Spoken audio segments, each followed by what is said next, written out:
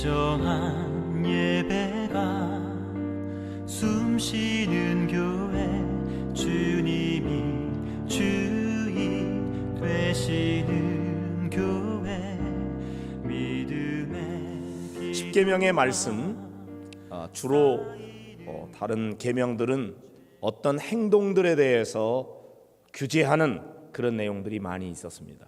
간음하지 말아라, 도적질하지 말아라, 이런 살인하지 말아라, 그런 식의 행동에 대한 말씀들이 많이 있었는데, 오늘 십계명은 그런 계명들과는 조금 달리 겉으로 드러난 행동보다도 마음과 생각 속에 들어있는 탐심을 다루고 있습니다.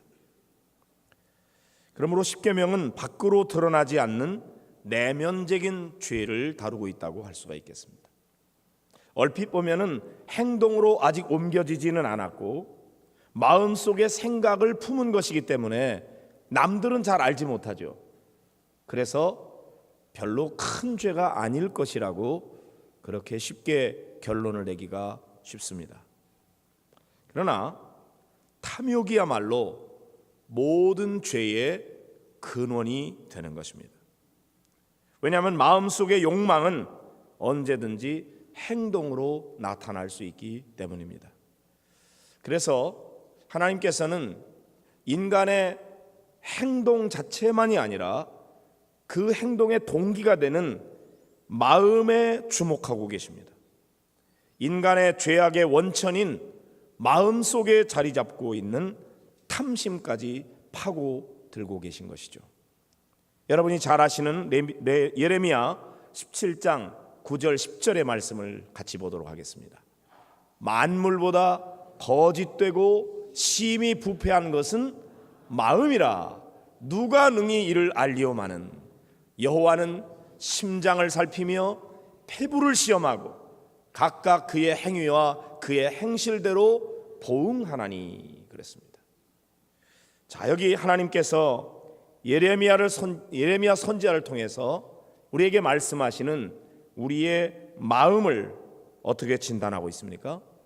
만물보다 거짓되고 심히 부패한 것, 그게 사람의 마음이다. 마음이 너무 부패해 있어요. 거짓돼 있어요. 이 마음의 문제가 현실적인 삶의 죄악의 문제로 드러나게 되는 것이죠. 노아 시대에도 하나님께서 사람들의 마음의 생각의 모든 계획이 항상 악할 뿐임을 보셨다고 기록하고 있습니다. 사람의 마음의 생각, 그 계획, 그것이 악하면 행동의 결과가 악할 수밖에 없는 것이죠. 그래서 하나님은 사람의 행위와 행실대로 보응하시지만 거기에 그치지 아니하고 하나님은 심장을 살피시고 폐부를 시험하신다, 그렇게 말씀하고 있는 것입니다. 또 여러분이 익히 잘 알고 계시는 사무엘상 16장 7절의 말씀도 같이 보도록 하겠습니다. 여호와께서 사무엘에게 이르시되 그의 용모와 키를 보지 말라. 내가 이미 그를 버렸노라. 내가 보는 것은 사람과 같지 아니하니 사람은 외모를 보거니와 나 여호와는 중심을 보느니라 하시더라. 그렇습니다. 사울 왕 다윗과 비교하면은 외모에 있어서는 아주 출중한 사람입니다.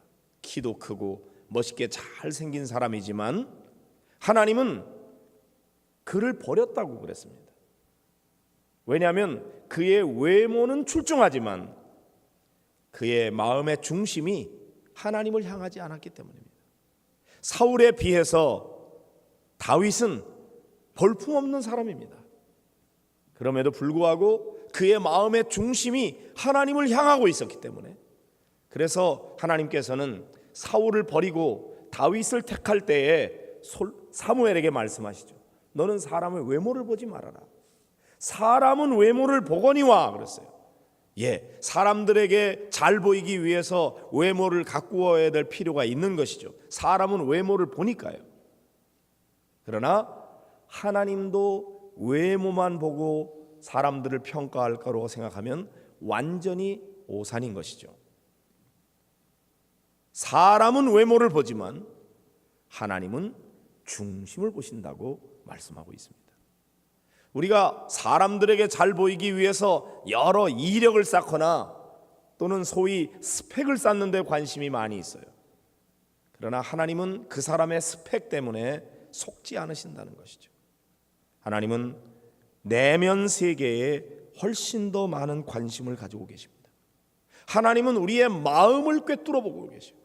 우리 마음의 생각과 그 동기를 살피고 계시는 것입니다.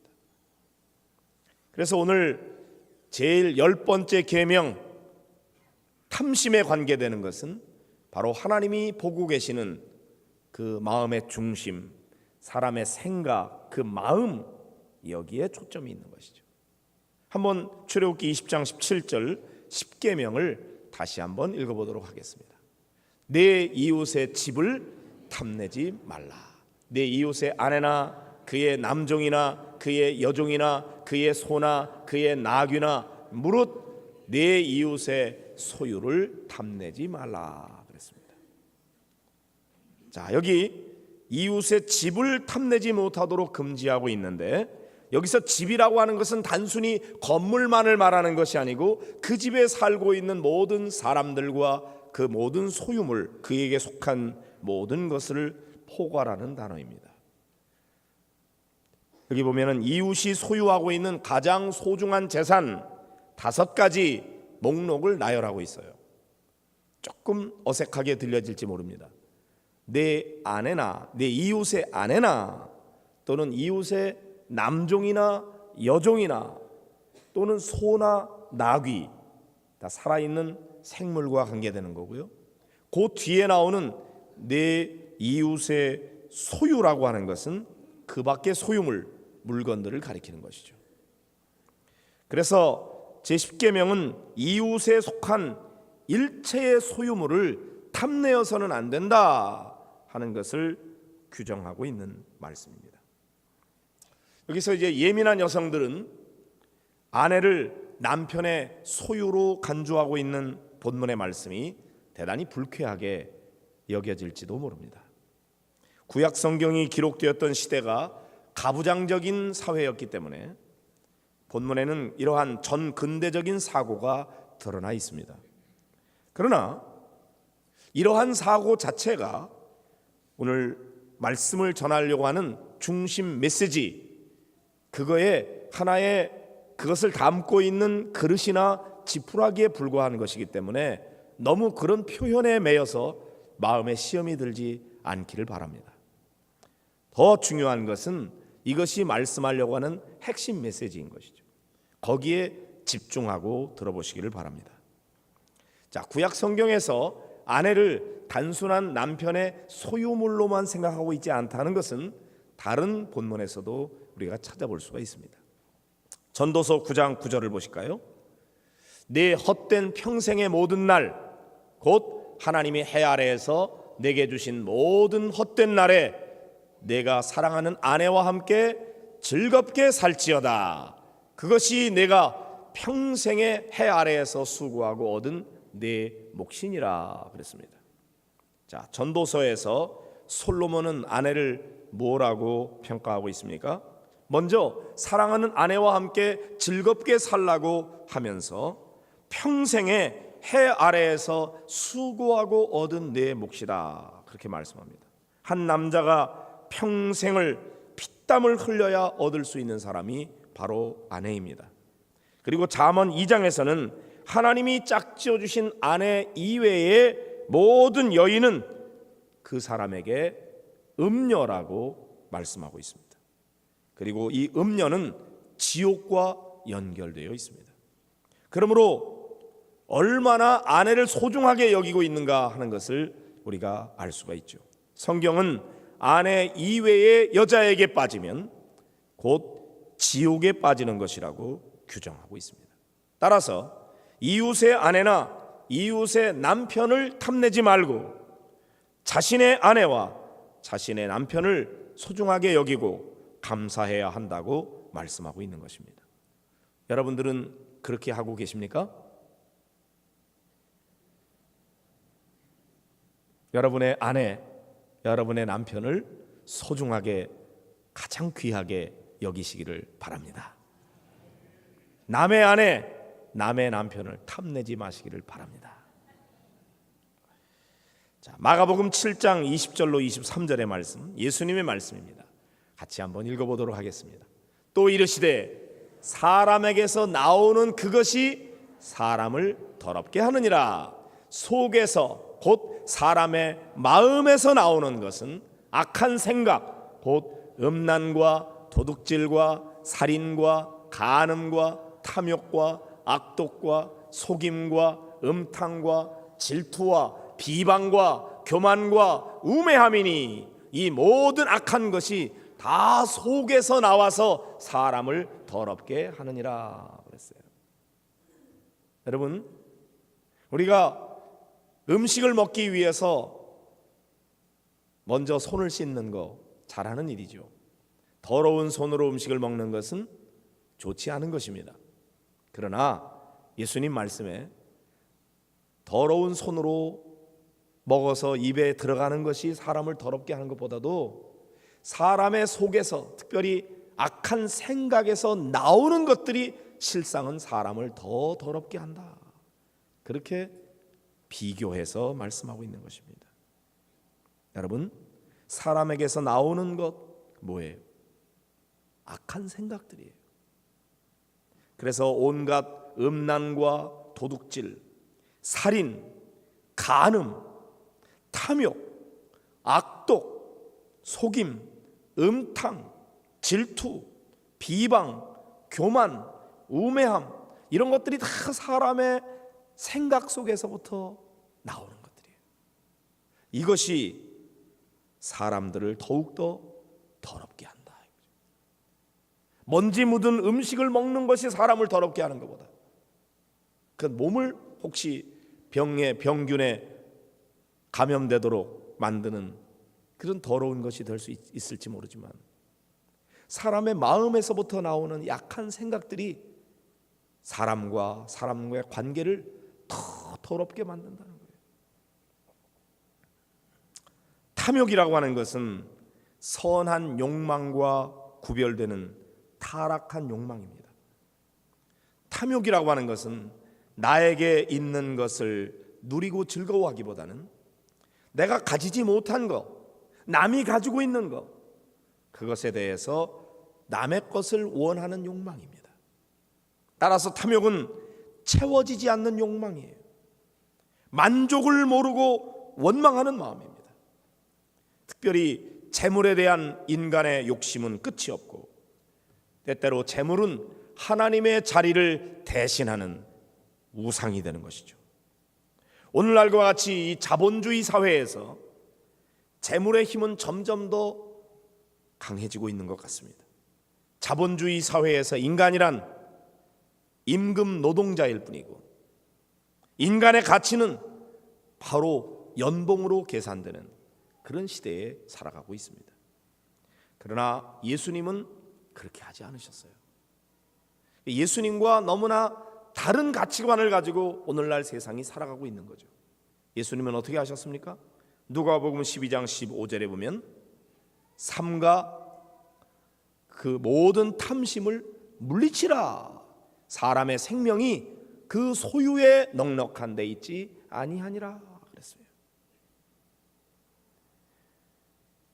물질로 삶의 가치를 매기는 태도를 예수님은 엄중히 경고하고 있습니다. 돈이 많은 사람이라 해서 인격으로 훌륭한 게 아니고 가난하다고 그래서 인격적으로 모자르는 게 아니에요. 돈 많고 적은 거 가지고 사람들을 평가하면 안 돼요. 모든 탐심을 물리쳐야 된다. 사람의 생명이 그 소유에 넉넉한 데 있지 않다. 예수님이 이렇게 그 당시에 사람들의 가치관을 뒤엎는 그런 말씀을 하셨습니다. 제10계명은 소유하려고 하는 욕망만 아니라 모든 것을 지배하려고 하는 욕망도 금하고 있는 계명입니다. 이 계명이 탐욕적인 동기 자체를 금하는 이유는 탐욕이야말로 모든 불의한 행동의 뿌리가 되기 때문입니다. 특히 탐욕과 탐심은 인간이 범하는 모든 죄악의 시발점이 됩니다. 인간의 탐욕이란 본인의 의지와는 무관하게 인간의 마음속에 자리 잡고 있는 죄성에서부터 나오는 것입니다. 그러므로 예수님께서는 이 탐심을 물리치라고 그렇게 강하게 경고하고 계십니다. 어떻게 탐심을 물리칠 수 있을까요? 탐심에서 벗어나는 비결은 무엇일까요? 생각해 보십시오. 여러분은 어떻게 탐심을 이기고 있습니까? 자족하는 마음을 가져야 합니다. 만족과 자족은 좀 다릅니다. 만족은 충분히 채워져야 족함을 아는 것이 만족이죠. 늘 자기 자신과 남의 것을 비교하면서 자신이 가진 것에 만족하지 못하죠. 늘 부족하다는 생각이 듭니다. 그렇다면 자족은 무엇입니까? 자족은 모든 것이 다 채워졌기 때문이 아니라 내게 주어져 있는 것을 소중히 여기고 그것으로 족하게 여기는 마음이죠.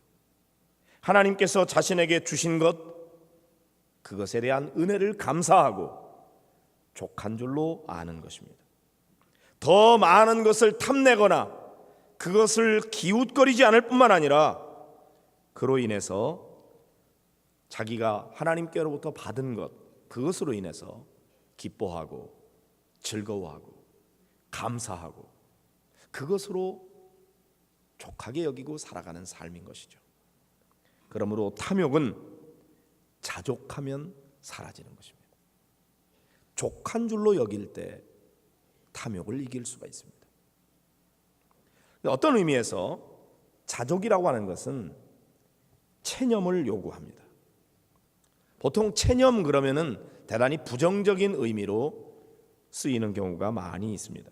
게을러서 혹은 능력이 부족해서 중도에 포기하는 것 또는 도중 하차하는 것쯤으로 체념을 이해하는 경우가 많이 있죠. 그러나 체념과 단념은 좀 다릅니다. 단념은 무능력하고 비겁하고 두려워한 나머지 움츠리는 것입니다. 그러나 체념이라고 하는 것은 달관한 자의 미덕인 것입니다. 적극적인 의미에서 보면은 체념은 시시하고 허망한 것에 집착하거나 매달리지 않는 그런 의연한 자세, 그것이 체념하는 것입니다. 체념한 자는 본질적인 것이 아닌 비본질적인 것에 마음을 빼앗기지 않습니다. 그리고 그것을 손에 넣지 못했다고 해서 실패한 인생을 사는 것처럼 행동하지 않습니다. 즉 잘못된 욕망을 훌훌 털어버리고 미련 없이 일어서는 모습이 체념입니다. 체념은 스스로 욕심을 거두는 매우 성숙한 태도입니다. 우리가 참된 의미에서 체념한다면 우리는 매사에 자유로울 수가 있습니다. 그리고 하나님과 사람 앞에서도 당당하게 살아갈 수가 있습니다. 자, 디모데전서 6장 6절 이하의 말씀 10절까지 한번 보도록 하겠습니다. 시작. 그러나 자족하는 마음이 있으면 경건은 큰 이익이 되느니라. 우리가 세상에 아무것도 가지고 온 것이 없음에 또한 아무것도 가지고 가지 못하리니 우리가 먹을 것과 입을 것이 있은즉 족한 줄로 알 것이니라. 부하려 하는 자들은 시험과 올무와 여러 가지 어리석고 해로운 욕심에 떨어지나니 곧 사람으로 파멸과 멸망에 빠지게 하는 것이라. 돈을 사랑함이 일만 악의 뿌리가 되나니 이것을 탐내는 자들은 미혹을 받아 믿음에서 떠나 많은 근심으로써 자기를 찔렀도다 그랬습니다. 사랑하는 성도 여러분, 자족하는 마음이 있으면 경건은 큰 유익이 된다고 말씀합니다. 우리가 이 세상에 올 때 아무것도 가지고 온 게 없어요. 다 맨몸으로 왔어요. 갈 때에도 아무것도 가지고 갈 수 없습니다. 다 빈손으로 가는 것입니다. 다 이 세상에 두고 가는 거예요. 우리가 지금 이 세상에 사는 동안 필요한 거, 그것만 있으면 되는 거예요. 먹을 것과 입을 것이 있습니까? 그러면 족한 줄로 알아라. 아무것도 가지고 가지 못해요. 그런데 마치 다 싸들고 갈 것처럼 자꾸만 더 많이 더 부하려고 하는 것, 그것이 우리들을 죄악으로 인도하는 거예요. 시험에 빠지게 만들고 해로운 욕심에 떨어져서 파멸과 멸망에 빠지게 합니다. 돈을 사랑하는 것, 그것이 모든 일만 악의 뿌리가 된다고 말씀하고 있습니다. 탐내는 자들은 미혹을 받아서 믿음에서 떠나 많은 근심으로서 자기를 찌릅니다. 이제 우리는 어떻게 해야 하겠습니까? 모든 소유의 주권은 하나님께 있음을 믿으시기를 바랍니다. 하나님이 주셔야 우리가 누릴 수가 있고, 하나님이 주신 만큼만 우리가 누릴 수가 있는 것입니다. 하나님이 주시지 않는 것을, 남의 것을 탐내면서 억지로 가지려고 해봤자 자기 것이 되지 않고 그것은 죄를 더할 뿐인 것입니다. 주권은 하나님께 있고, 하나님이 얼마를 우리에게 주셨든지 하나님께서 우리에게 주신 것에 대해서 자족할 줄 알아야 됩니다. 스스로 욕심을 거두고 체념하는 성숙한 태도를 지닐 때 우리는 탐심의 죄로부터 벗어날 수가 있습니다. 법과 윤리라고 하는 것은 겉으로 드러난 행동만을 문제 삼지만, 기독교 신앙은 행동만 문제 삼는 게 아니고 그 사람이 가지고 있었던 생각, 그 속마음, 그 영혼을 살피는 것입니다. 하나님은 중심을 보시는 분이시기 때문입니다. 우리는 이 세상과 버타여 살기를 좋아하면 하나님과 원수가 될 수밖에 없어요. 세상을 좋아하는 것이 아니고 돈을 사랑하는 것이 아니라 하나님을 사랑하고 하나님을 가까이 하고, 그때에 탐심과 멀어질 수가 있습니다. 우리는 탐심을 버리고 오히려 남을 위해서 내가 하나님께서 나에게 맡겨주신 것 중에 일부를 나누어 줄 때 플로잉 한다고 그러죠. 하나님이 내게 흘려 보내주신 것을 나도 누군가 필요로 하는 다른 사람들에게 흘려 보내는 거예요. 내게 주신 것에 대해서는 자족하고 감사하고, 그리고 또 필요로 하는 사람들에게는 흘려 보내주고, 그렇게 할 때에 오히려 하나님의 나라를 이룰 수가 있습니다. 우리는 모두가 다 가난해질까봐, 혹시나 굶어 죽게 될까봐 두려워하는 마음이 있습니다. 그러나 하나님은 하늘에 나는 새도 또한 모든 들의 풀도 하나님이 다 먹이시고 입히신다고 말씀하십니다. 하나님께서 우리에게 필요로 하는 것을 채워주실 것을 믿고, 우리 하나님의 자녀로서 움켜쥐려고 하는 것이 아니라, 더 많은 것을 달라고 하나님 앞에 그렇게만 기도하는 것이 아니라, 이미 하나님이 우리에게 주신 것에 대해서 자족하고 감사하면서 하나님 주신 이것을 어떻게 어디에 써야 될까요? 질문하면서 하나님이 감동을 주시는 대로 하나님의 뜻에 맞게 사용하게 될 때, 그때 우리가 오히려 성숙한 삶을 살아갈 수가 있습니다. 물질의 노예가 되어서는 결코 행복할 수가 없어요. 죄성에서 싹트는 탐욕을 체념의 영성으로 이기는 은혜가 한평생 우리에게 있기를 바랍니다. 여러분들에게 10가지의 계명의 말씀을 전했습니다.